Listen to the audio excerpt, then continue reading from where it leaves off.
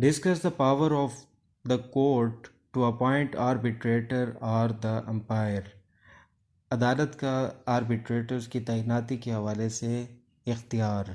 Arbitrator یا umpire کی تعیناتی بذریعہ عدالت کے لیے آربیٹریشن ایکٹ 1940 میں 3 سیکشنز موجود ہیں. Power to appoint under section 8، power to appoint under section 12، power to appoint under section 20 sub section 4.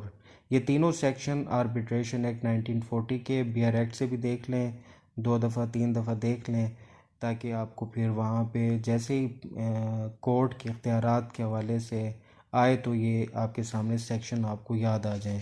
Section 8 کے تحت آربیٹریٹرز کی تعیناتی کا اطلاق initial appointment, subsequent appointment, appointment by consent of the parties, یہ تینوں طریقوں سے ہو سکتی ہے. یعنی انیشیل اپوائنٹمنٹ سے مراد ہے کہ سرے سے ہی آربیٹریٹرز تعینات نہ ہوئے ہوں اور مسئلہ پیدا ہونے کے بعد اب یہ رکھنے ہوں، اور دوسری صورت یہ کہ پہلے موجود تھے، کوئی ایک ایگریمنٹ، آربیٹریشن ایگریمنٹ موجود تھا، لیکن اس میں سے کوئی آربیٹریٹرز سکپ ہو گئے، چلے گئے کسی بھی صورت میں. اور تیسرا یہ کہ appointment by consent of the parties, دونوں فریقین کی رضامندی کے ساتھ نئے آربیٹریٹرز کی تعیناتی کی جائے.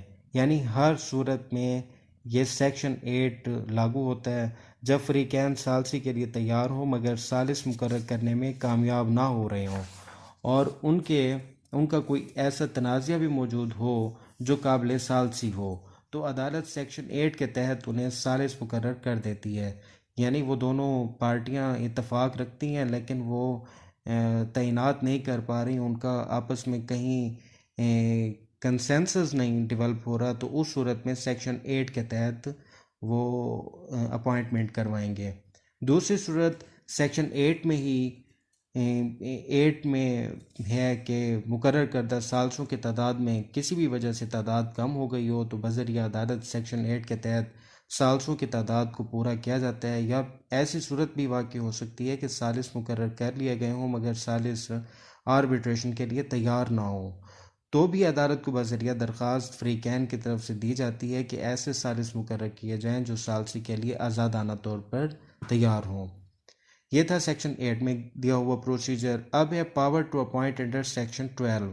سیکشن 12 کے تحت آربیٹریٹرز کی تعیناتی اس صورت میں کی جاتی ہے جب سیکشن 5 کے تحت کسی آربیٹریٹر کو ریموو کیا گیا ہو اور اس کے فیصلے یعنی ایوارڈ کو ریووک کر دیا گیا ہو، تو اس صورت میں نئے امپائر یا آربیٹریٹرز کو تعینات کیا جاتا ہے. جیسے گزشتہ کویشچن میں ہم نے ابھی پڑھا تھا کہ جیسے ہی کوئی آربیٹریٹر بائسنس کا شکار ہو جاتا ہے، کسی ایک کا مقروض ہو جاتا ہے ایک فریق کا، یا اس کا کوئی تعلق رشتہ داری ایک فریق سے نکل آتی ہے، تو عدالت اس کے اختیارات کو ریووک کر دیتی ہے اور اس آربیٹریٹر کی جگہ پر پھر نئے آربیٹریٹر کو تعینات کیا جاتا ہے.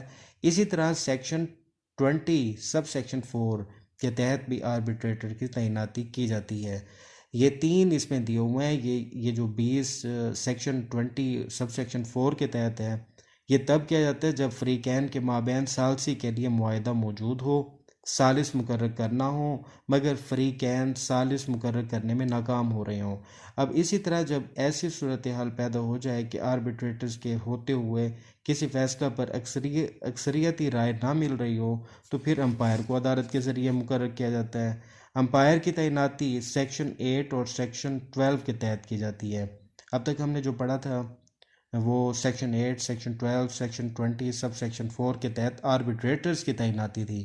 اب ہم پڑھ رہے ہیں سیکشن 8 اور سیکشن 12 کے تحت، صرف ان 2 سیکشن کے تحت امپائر کی تعیناتی کی جاتی ہے. اور امپائر کی تعیناتی تب کی جاتی ہے جب آربیٹریٹر 2 برابر حصوں میں تقسیم ہو جائیں اور کسی فیصلے تک نہ پہنچ سک رہے ہوں، تو پھر سیکشن 8 میں اور سیکشن 12 میں اس کا طریقہ کار دیا ہوا ہے.